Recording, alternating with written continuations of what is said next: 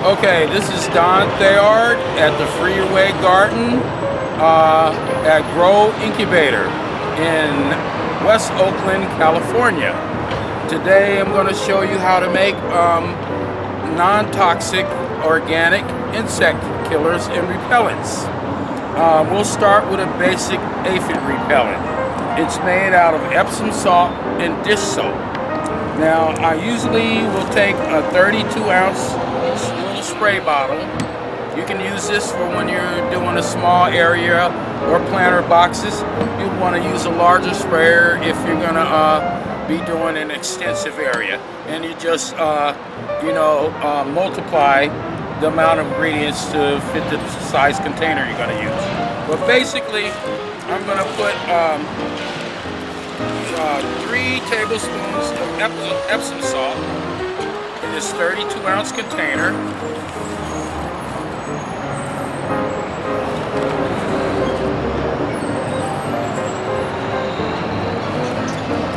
Okay.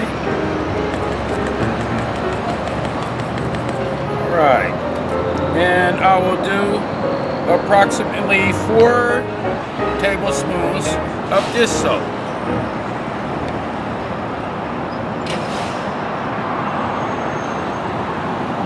And any regular dish soap will do. If you use a stronger dish soap like Dawn, you may want to lessen the amount of dish soap to a small degree because it's stronger. And after you get the ingredients in the bottle, then you just fill it the rest of the way up to the 32-ounce mark with water.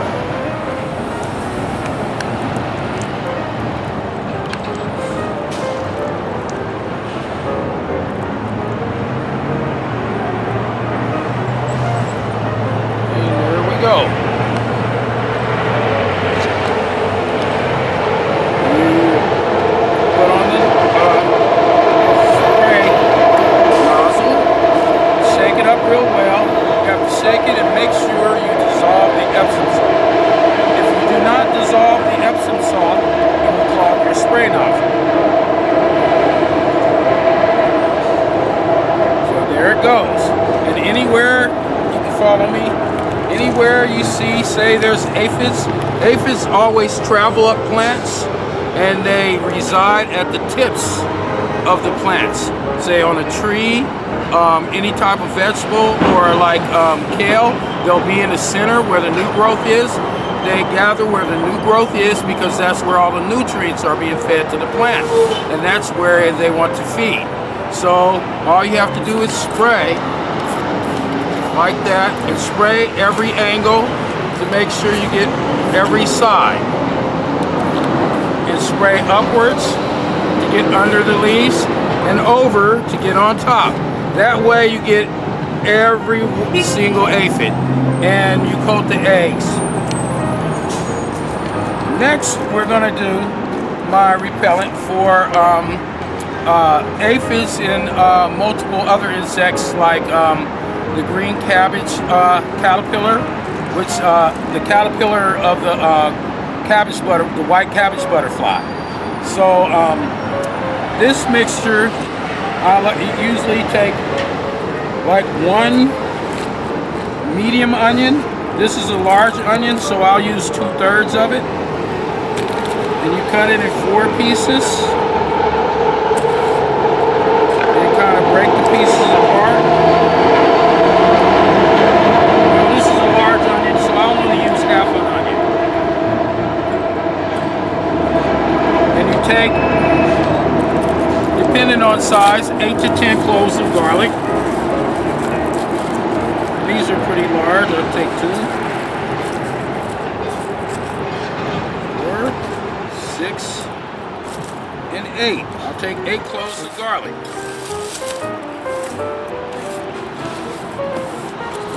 And what you do is, all you need to do is smash the garlic with the flat side of a knife in the palm of your hand. Like that. Drop those in the jar. And then you want to add 1/4 cup of olive oil. And I will have to approximate. I do not have a quarter cup measure.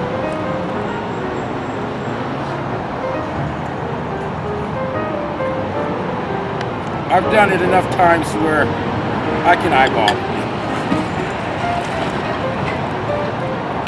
And then to this, you want to add,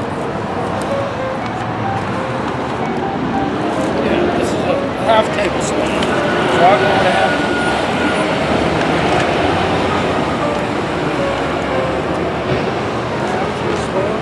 oh, you're missing the teaspoon measure, so I'll have to use a half tablespoon measure. You'll want to use 1 tablespoon of crushed red pepper flake.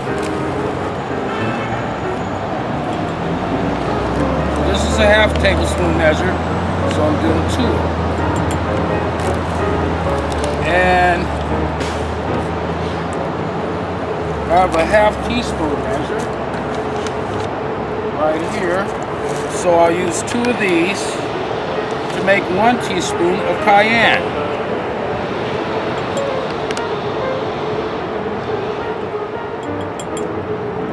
And to this, depending on the type of dish soap, the brand, I'll use 6 to 8 tablespoons of dish soap. And this is I think it's a 42 ounce. Yeah, this is a 46 ounce container, which means it's 1.5 quarts. So after all these ingredients are placed in a jar, by the time you add the water, it'll be approximately 1 quart of water, a little over 1 quart. So it's within the parameters of adding 1 quart of this mixture after you strain it. You go into 1.5 gallons of water in your sprayer. So that's perfect. So this is a milder dish soap. So I'm going to use, I'll go in between. I'll use 7 tablespoons. And then what you do is you fill this the rest of the way up with, what you do next is you fill this the rest of the way up with hot water. You don't want to use cold water, because if you use cold water, it'll cause the olive oil to congeal and make it less apt to emulsify in the dish soap. That's the whole idea. You want it to emulsify. So you just fill this the rest of the way up with water, and hot water, mind you, or you can take it to a low simmer on in a pot or teapot, and then pour it in the jar. You want to put your lid on very tight, and then you shake this and make sure you emulsify the ingredients. The Epsom salt. Oh, that's one thing we forgot. One more ingredient. To this, I usually add 6 tablespoons of Epsom salt. So this is a half tablespoon, so I'm going to go 12 times. Yeah, just remember, don't measure your ingredients that are dry in a measuring spoon that you use wet ingredients in, because it'll just gum all up. So now you put the lid on and you shake this well enough to emulsify and the oil and dissolve the salts. And having the hot water makes that so much more efficiently done. And after you do this, what you do is you set this mixture to the side and let it cool down to room temperature or close to room temperature. And then you, what you need to do with this mixture is refrigerate it overnight after it's cool. It has to steep at least 24 hours to get all the juices out of the garlic and the onion to permeate the mixture and make it effective. So after you refrigerate it overnight, you can strain it with a fine sieve lined with cheesecloth or towel to get out fine particles, because even fine particles will clog your spray nozzles.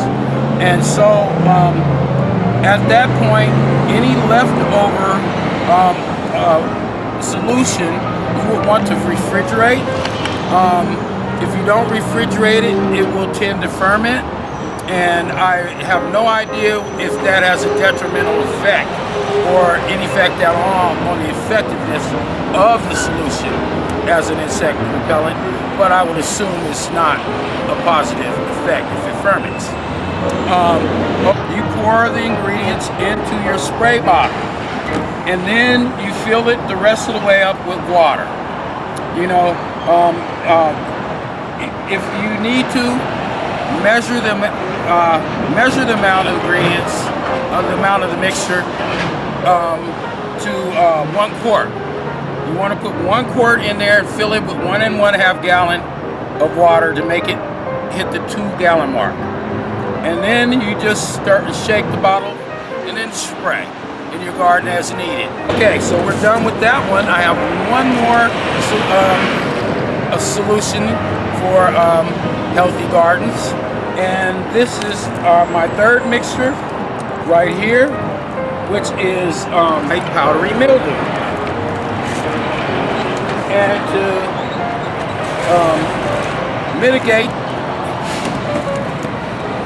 to mitigate your problem with infestations of white powdery mildew or black spot mold, you would want to use whole milk and tap water. You would want to use 2 parts tap water to 1 part whole milk. So you take your spray bottle,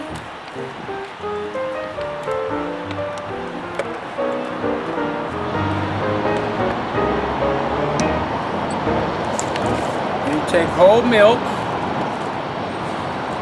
I don't have a measuring cup right now, but say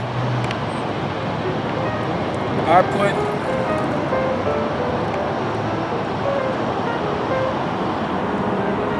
3 measures. Okay, so I say I put 3 measures of whole milk in here. Then I would want to use 6 measures of water, because you're adding water 2 to 1.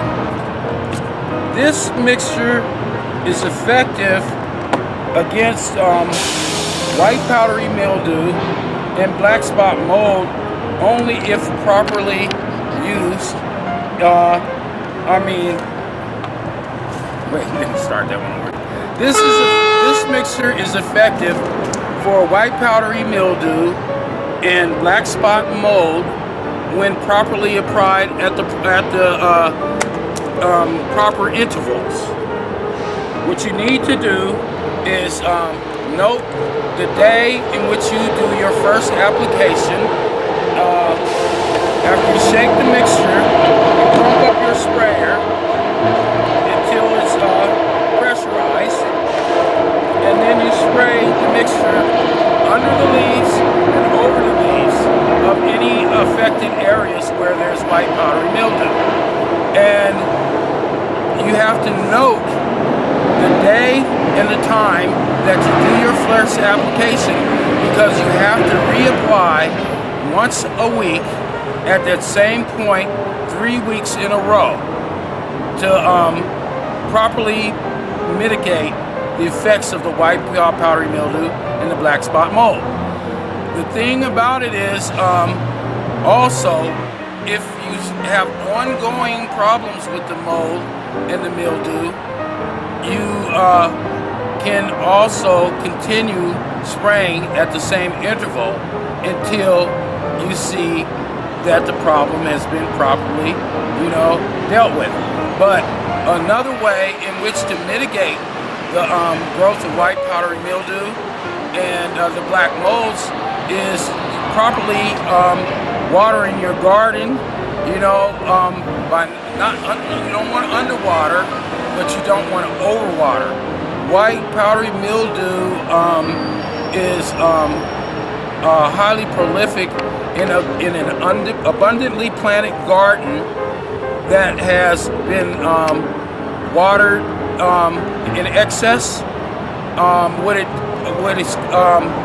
Its ideal conditions are in a hot, humid, shaded area.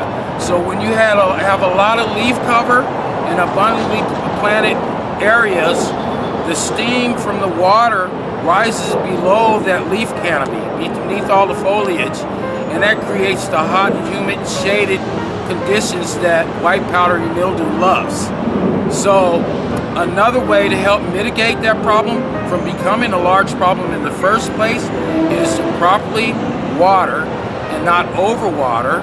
And also, anytime you see any of the least signs of white spots on leaves, remove those leaves immediately, and also always remove dead foliage from the ground between your rows, in your rows, and around your whole garden. Always remove dead foliage. That will help you mitigate insect infestation and also molds and bacteria that are not beneficial. And another thing with the insecticide repellent, you would want to also test it first. Different plants have different levels of delicacy to their foliage. Some are fragile and some not so fragile. So before you spray your whole garden, initially when you first ever use this, you want to, and especially on any individual types of plants, you want to test it on a couple of leaves at the base of a plant and come back 2 days later to see if it yellowed or if it turned brown and died. Because at that point, then you would want to dilute the solution further. Because some things can take a stronger solution and some things take a weaker solution. Thank you for listening to my video today. Have a good day. God bless.